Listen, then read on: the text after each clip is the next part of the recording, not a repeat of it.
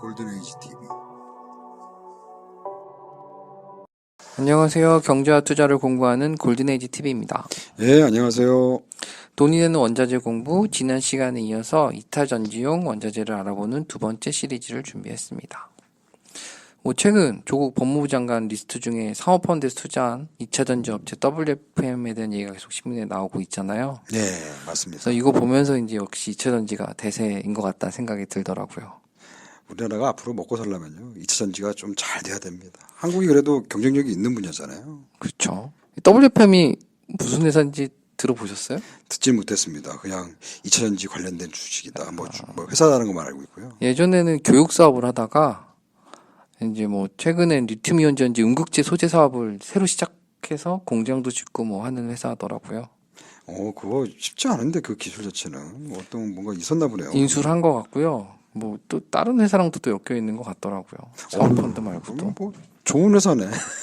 그리고 이 상장도 돼 있기 때문에 중국 업체하고 또 공급 계약을 했다는 공시도 나오고 해서 주가는 또 계속 상승하고 있고요. 그래서 어쨌든 2차전지 관련 회사는 계속 주목을 받고 있을 것 같고 앞으로 당분간은 주목을 받을 것 같습니다.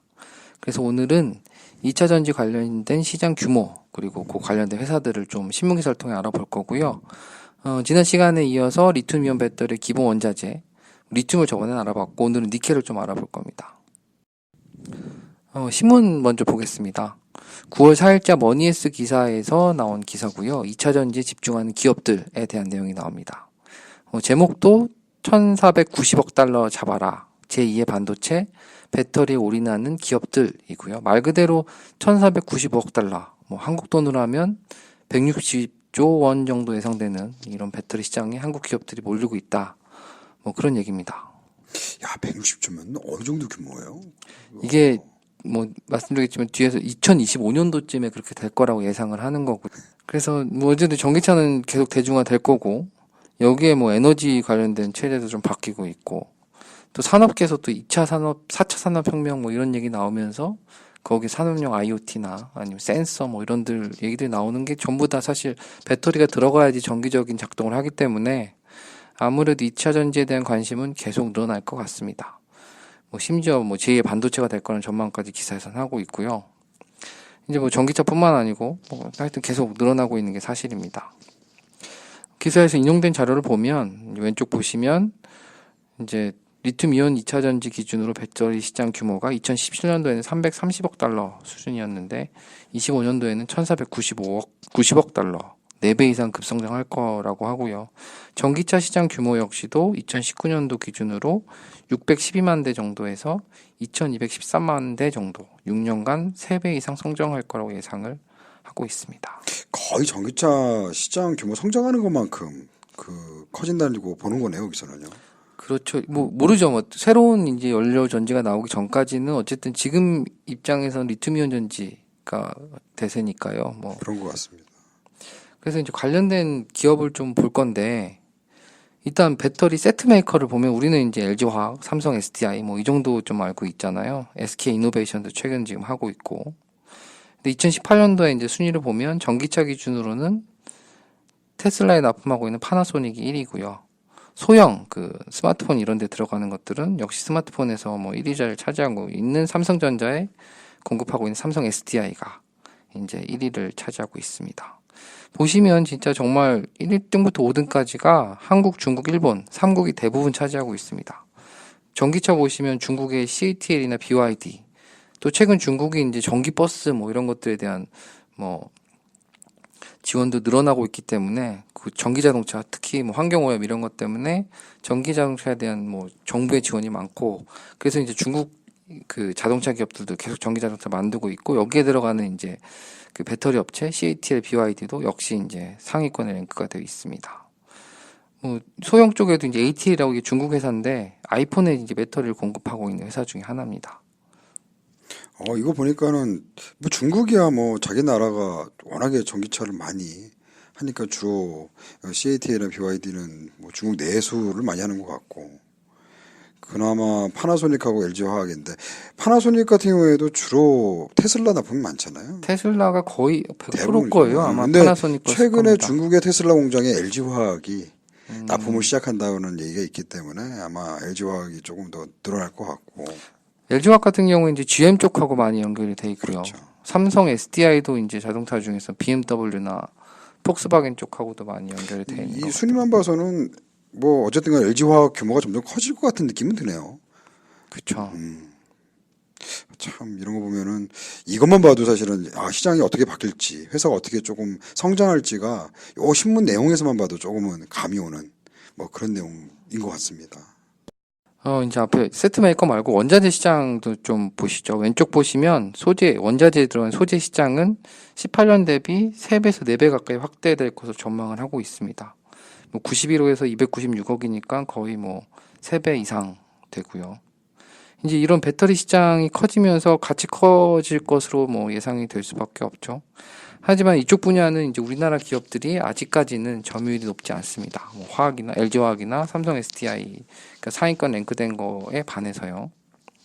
뭐 양극재는 보시면 LNF가 세계 4위, 에코프로라는 회사가 세계 11위 점유율을 보이고 있고, 응급재 같은 경우에는 포스코 컴텍이 세계 9위 뭐 보이고 있고, 전액은 파낙스 이텍 뭐 이게 있고, 그나마 이제 분리막 쪽만 이제 상위권 SKI라는 회사가 3위에 랭크가 되어 있습니다. 사실 이쪽은 진짜 일본의 기술력 그리고 중국의 저가 공세 뭐 이런 것 때문에 사실 상위권 랭크되기 쉽지는 않아 보이는 상황입니다.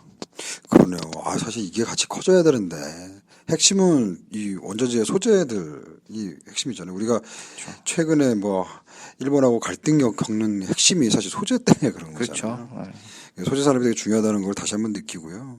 배터리가 정말 잘 되려면 배터리를 만들어서 판매하는 게 또 중요하지만 소재 시장이 점점 더 커지고 다양한 업체들이 여기에서 뭐 생존하고 있어야 튼튼하게 이 제2의 뭐 반도체라 불리는 저 배터리 사업 전체가 좋아지지 않을겠나 이런 생각도 드네요. 그래서 뭐 기사에서도 이제 사실 이 뭐 앞에 LG화학 뭐 이런 데보다는 이제 소재를 공급하는 회사들에 좀 집중을 해서 얘기를 하고 있고, 기사에서 이제 포스코 얘기도 나오고요. 포스코가 최근 이제 응급제 업체인 포스코 캠텍하고 양극재를 하고 있는 포스코 ESM을 통합해서 포스코 케미칼로 합쳐지는 작업도 하고 있고, 두산 같은 경우에는 이제 룩셈부르크 소재에 있는 동박 제조업체인 서키포를 인수하면서 본격적으로 분리막 사업에 진출하고 있다고 하고, 특히 이제 두산의 헝가리 공장은 유럽 내 유일한 이 분리막 사업하는 공장이라고 합니다. 그래요. 네, 또 과거 세한미디어가 이제 코스모 신소재라고 사명을 개명을 맞아요. 하고 바꿨어요. 네. 코스모 그룹으로 바꿨죠. 네, 그리고 배터리 사업에 뒤늦게 좀 뛰어들어서 양극재 쪽 설비 증설에 이제 공격적으로 투자를 하고 있다고 하고, 그 파티클 보드, 뭐 MDF 등 합성 목재나 강화마루 등을 만들었던 동아 기업도 지난달에 이제 아까 보셨던 여기 9위에 전에 9위에 랭크되어 있는 파낙스 이텍을 인수를 했어요. 그래서 배터리 소재 사업에 본격적으로 진출하고 있고, 이 파낙스 이텍이라는 회사가 이제 주로 삼성 SDI 쪽에 공급을 하는데 전액 시장에서는 최초로 국산에 성공한 기업이라고 합니다. 여기는 이런 거 보니까는 또 인수합 비용이라든지 M&A가 매우 활발하네요. 그래서 뭔가 기술이 좀 있으면 기회가 상당히 많을 것도 같고, 앞으로 전망이 좋다고 하면 주가가 좀 많이 상승할 수 있는 여력들이 되게 많이 보이긴 하네요. 그렇죠. 뭐 공식을 뭐 누구랑 뭐 계약을 했다, 공급 계약했다라고 공시가 뜨면 이제 그 다음에는 급등하는. 그러니까요. 작은 회사들이 오히려 또 그런데 또 민감하게 반응을 하니까. 이제 2차 전지의 대표 원자재 중에 하나인 니켈을 좀 살펴볼 겁니다. 니켈은 뭐 우리 원소 주기율표에서도 있었었고요. 원자번호는 28이고 전이금속 원소면서 1751년도에 이제 발견이 됐다고 합니다. 주로 쓰이는 데는 이제 우리 미국의 5센트짜리 동전에도 이제 니켈이 들어갈 정도로 여러 가지 합금으로 많이 쓰이고 있고, 뭐 가장 많이 쓰이는 건 스테인리스 강입니다. 스테인리스 스틸 여기에 많이 쓰이고 있고, 이제 최근에도 2차 전지 때문에 뜨기도 하고 있습니다. 아시는 것처럼 저번 시간에도 말씀드렸지만 리튬이온 전지 양극재 상당 부분 거의 30% 가까이 포함이 돼 있고, 이 니켈을 생산하는 원재료는 두 가지입니다. 사진에 보시는 왼쪽 그림에 있는 젓갈색 흙, 이거를 이제 산화광물 라테라이트라고 부른다고 하고요.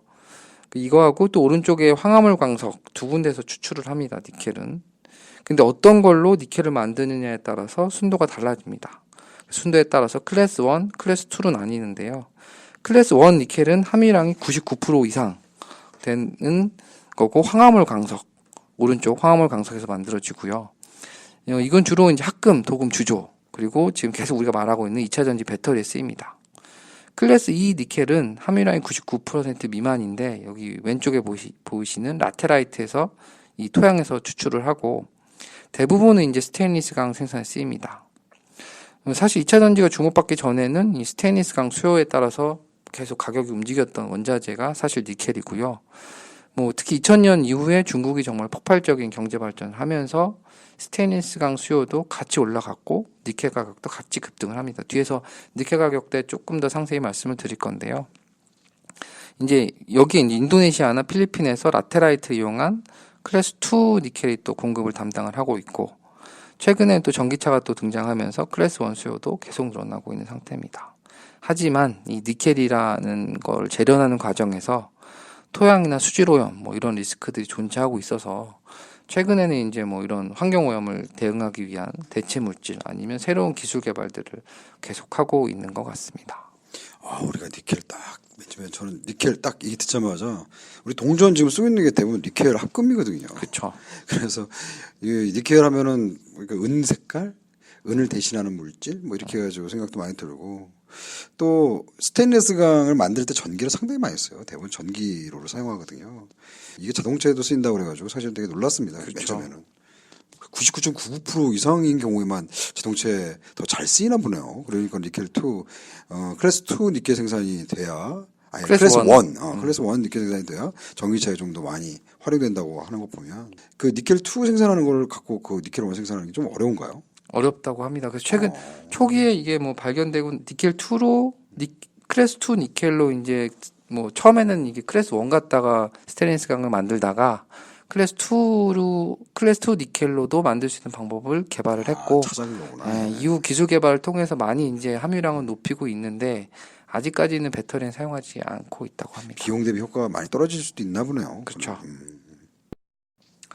이제 니켈의 글로벌 생산 현황을 좀 볼 건데요. 진한 파란색이 클래스 2 니켈을 만드는 라테라이트고요. 연한 파란색이 클래스 1 니켈을 만드는 황화물 광석입니다. 숫자는 당연히 점유율일 거고요. 과거 스테인리스 강이 메인인 시점에는 물론 현재도 아직은 스테인리스 강이 메인이긴 하지만 세계 니켈 생산량이 열대 지방의 라테라이트가 많은 국가에 의해서 주도가 되었다고 보시면 되고요. 인도네시아와 필리핀이 보시는 것처럼 40% 이상을 차지하고 있습니다. 당분간은 앞으로도 니켈 공급 부분의 상당 부분은 이런 지방에서 만들어질 거고요. 보시면 이제 황화물 광석 같은 경우는 캐나다나 호주나 중국, 러시아 이런 쪽에서 이제 앞으로 생산이 될 거라서 좀 주도권은 변경이 되지 않을까 싶습니다. 근데 여기서 우리가 좀 신경을 많이 써봐야 될 게 실제 전기차 때문에 움직이는 게 클래스 1 니켈, 아주 고순도의 니켈이라고 한다면 아무리 니켈이 많이 발견된다고 하더라도 그게 클래스 1이냐, 클래스 2냐에 따라서 가격 변동이 좀 있을 수 있겠고. 그렇죠. 또 하나 중요한 건 그 정보를 제가 니켈 광산 관련돼서 저를 찾아보면서 잘 못 봤거든요. 모르겠어요. 우리 그전에는 클래스 1, 2라는 걸 아예 몰랐으니까 그럴 수도 있는데 그런 정보를 잘 제공해 주지 않더라고요. 맞아요. 정보가 별로 없어요. 그러면은 잘못 들어가면 니켈이 막 발견했는데 클래스 2야. 그게 싸다 비싸다를 떠나서 전기차와 관련돼서 이게 뭔가 엄청나게 영향을 주겠다라고 평범한 사람들 생각할 수 있다는 그런. 맞아요. 뒤에서 가격 그래프도 보실 건데 지금 니켈이 급등하고 있다고는 하는데 과거에 비해서 그렇지 않거든요.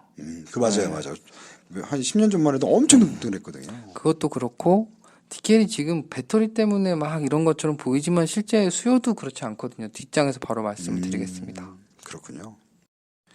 니켈의 수요를 보시면 정말 배터리 비중이 많을 것 같은데 사실 따지고 보면 현재 기준으로는 2017년도 기준으로는 아직 4% 수준입니다. 지금도 사실 그 정도 수준이고요.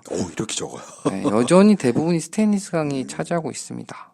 다만 2018년 기준으로 배터리용 니켈 수요가 13.4만 톤인데요. 전년 대비 17년 대비 42% 증가를 했고 2011년 대비로는 6년간 배터리용 니켈 수요가 연평균 계속 10%씩 증가하고 있다라는 게 좀 시사점이고요. 이러다 보면 이제 앞으로는 더욱 늘어날 거고 예측 자료 이런 걸 찾아보면 2025년도에 이제 전기차 배터리용 니켈 수요는 약 52만 톤 수준으로 전체 대비 한 21% 정도까지 늘어날 거다라고 예상은 하고 있습니다. 뭐 이거 수요 관련돼서 국가별로 또 봤을 때는 중국이 여전히 니켈 수의 절반 이상을 차지하고 있고요. 물론 여기도 이제 배터리보다는 스테인리스 강을 만드는 데 주요 쓰이고 있습니다. 이제 니켈 재고를 좀 볼 건데, 오른쪽에 이제 니켈 재고를 보시면 2017년도 들어서 조금씩 감소를 하다가 이제 2018년부터는 급격하게 감소를 합니다. 2017년도 초에 46에서 47만 톤 수준이던 재고가 현재는 한 17만 톤 수준이고요. 2017년 초에 이제 80일 정도였던 재고 소진일이 30일 수준으로 급락하게 됩니다. 예, 아무래도 전기차에 대한 뭐 성장과 맞물려 있는 걸로 보입니다. 뭐 기존에 이제 수요가 고정돼 있다고 하면 그 전기차 수요가 점점 느니까 전체 캐파, 다시 말해 전체 수요가 느니까 가격이 올라갈 것 같기는 한데, 네. 그렇다면 기존의 니켈 광산들을 신규로 뭐 개발이 안 되거나 니켈 광산이 거의 뭐 그 고갈이 됐다거나 뭐 그랬었다면 또 공급이 줄니까 자연스럽게 뭐 재고가 줄어가니까 향후에 이렇게 니켈이 많아지면 올라갈 수 있겠구나라는 기대 심리가 발동할 것 같긴 한데, 그럼에도 불구하고 당장 봐서는 너무 그 수요는 적네요. 배터리형 그렇죠. 수요는. 수요는 적습니다. 그런데 문제는 이제 이게 재고라는 거를 놓고 봤을 때는 뭐 줄어드는 것들이 이제 기존에는 클래스 2에 좀 집중돼 있다가 클래스 1으로 이제 좀 전환이 되면서의 그런 문제도 좀 그런 것 있고요. 같네요. 그런 것 같네요. 왜냐하면 중요한 건 클래스 1은 그 클래스 2에 비해서는 적은 양으로 좀 산출된 것 같고, 앞에 있는 그림만 봐도요.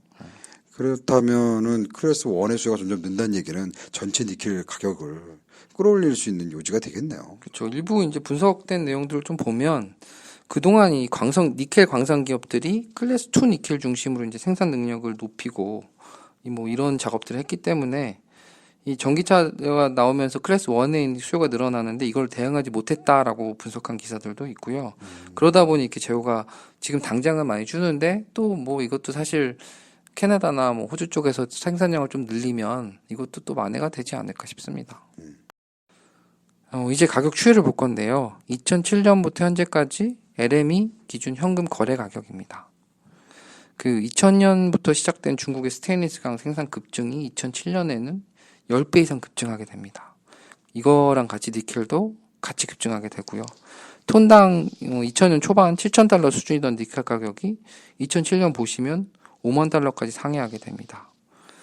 이 당시는 아까 말씀드렸던 순도가 높은 클래스 1 니켈로 공급을 하다가 니켈 가격이 급증하니까 클래스 2 니켈 갖다가도 이제 이거 스테인리스 강 만들 수 있는 생산 방법을 새롭게 개발하게 됩니다. 그러면서 인도네시아와 필리핀 뭐 이런 열대지방에 있는 라테라이트를 사용한 니켈이 쏟아져 나오게 되고, 그러면서 가격이 보시는 것처럼 쭉 떨어지고 공급 부족을 해소하게 됩니다.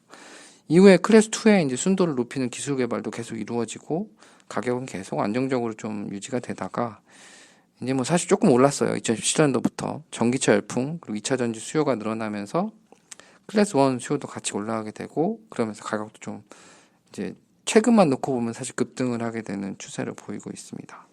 이것뿐만 아니고 뭐 환경 오염 뭐 이런 이슈 등으로 인해서 뭐 2016년도에 그 니켈의 가장 큰 생산지였던 필리핀에서 50% 정도를 중단하는 뭐 이런 것도 있었고, 최근에 인도네시아가 저번 시간에 이제 신문기사로 말씀드렸던 인도네시아도 수출을 좀 중단하는 뭐 그런 것 때문에 수급 이슈로 가격이 좀 급등하고 있는 형태를 좀 보이고 있습니다.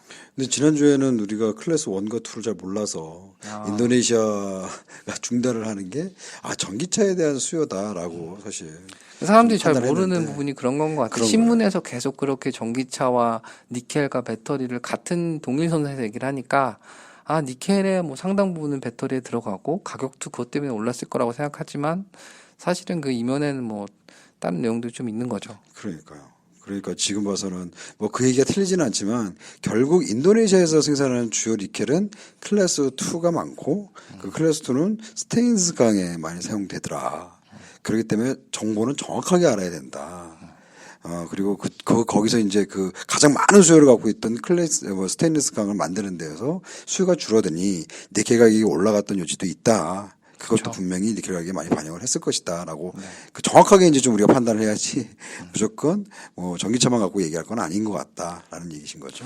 그리고 자료를 좀 찾아보다 보니 다른 원자재들은 되게 정치적인 이슈나 이런 것들이 많이 영향을 받는데 이쪽 아무래도 산업용 원자재다 보니까 어쨌든 여기도 수급 이슈가 가장 이제 가격을 결정한 요인 중에 하나였던 것 같습니다. 보면.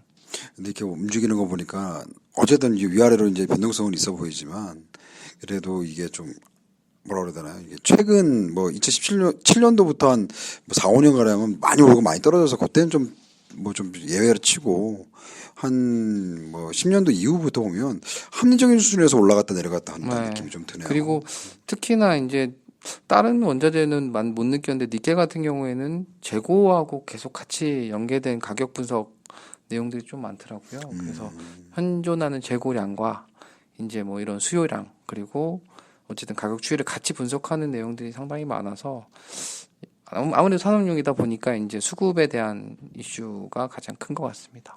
사실 이렇게 우리가 이제 원자재에 계속 공부하면서 저도 이제 공부하면 할수록 느껴지는 게요. 원자재는 기본적으로 자원이 한정되어 있습니다. 그래서 한정된 자원을 갖고 가격을 결정을 하고 가격 결정하는데 아까 얘기했던 정치적인 요소가 분명히 있겠지만 그걸 조금 차치하고 좀 본다고 한다면 향후에는 이 원자재의 그 생산하고 가공하고 하는 비용들이 많이 들어요. 그러면 땅에서 파가지고 이걸 그 가격에 맞출 수가 없습니다. 왜냐하면 인건비도 올라가고 여러 가지 올라가니까. 그러면은 자연스럽게 원자 가격은 올라가기 마련이거든요. 왜? 땅에서 파는 비용이 너무 비싸면 그 이상 받아야지. 안 그러면 회사가 망하잖아요. 뭐 그런 논리 때문에 합리적인 가격 수준을 갈 수밖에 없거든요. 뭐 기술 개발이 된다고 한다는 걸 전제를 안 한다면. 그리고 원자재를 다 쓰게 되면 그 다음엔 또 다시 원자 가격이 올라가기 때문에 장기적으로는 원자재가 갖고 있는 그런 희소성에 대한 어떤 특성 이런 것들을 좀 반영해서 우리가 계속 바라보고 투자하는데도 참고를 해야 될 것 같습니다. 오늘은 2차 전지 시장 규모와 관련 기업을 좀 알아봤고요. 주요 원자재 니켈도 좀 살펴봤습니다. 원자재를 통해 경제와 투자를 알아보는 시간, 다음 시간에도 좀 더 재밌는 내용으로 찾아뵙도록 하겠습니다. 감사합니다. 예, 감사합니다. 골든에이지 TV